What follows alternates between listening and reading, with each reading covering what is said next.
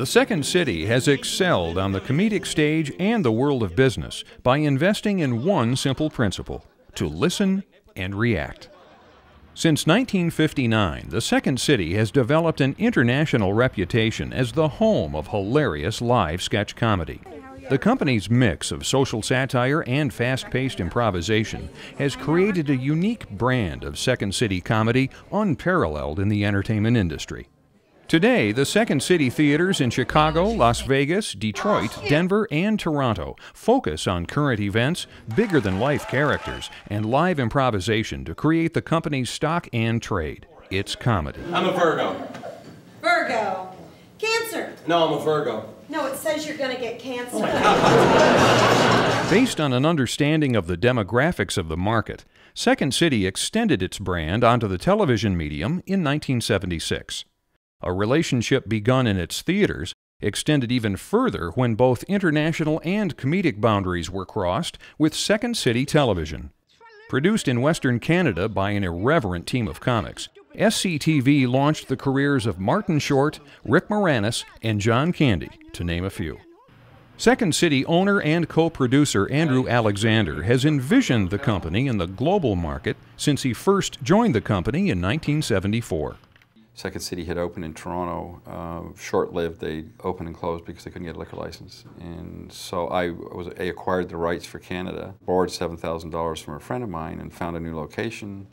And that, got me started. This is the place that people know that where all these stars came from.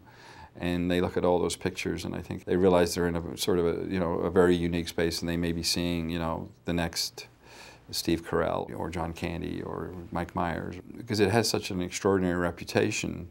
Creating interdependency by extending the relationship between consumer and theater company even further, the Second City has designed training centers, a not-for-profit initiative, casts on cruise lines, and 3 touring companies.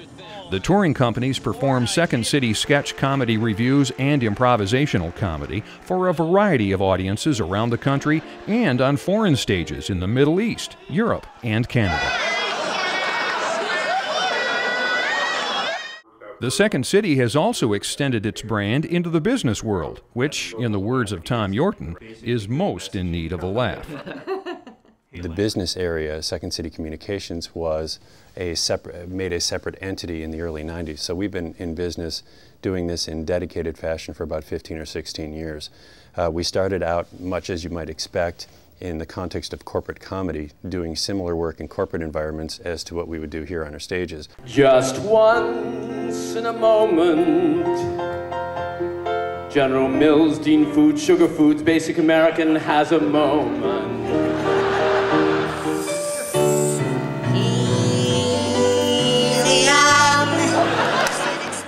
But we quickly learned that our ability to create funny content and our ability to use improv as a learning methodology was valuable to companies far and wide for different reasons. So over the last few years in particular, we've gone from being just a provider of corporate entertainment to being a company that does that, but also provides more in terms of internal communications programs, external marketing and branding programs, and learning development programs.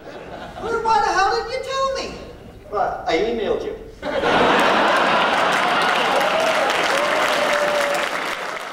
In a rapidly changing cultural environment and within the intensely competitive entertainment industry, the vision of Second City is formed by 2 basic principles of comedic improvisation: to listen and react. Now this one, I had written to you that we may be a little late with our third quarter projections, and you wrote back, "That's not a problem."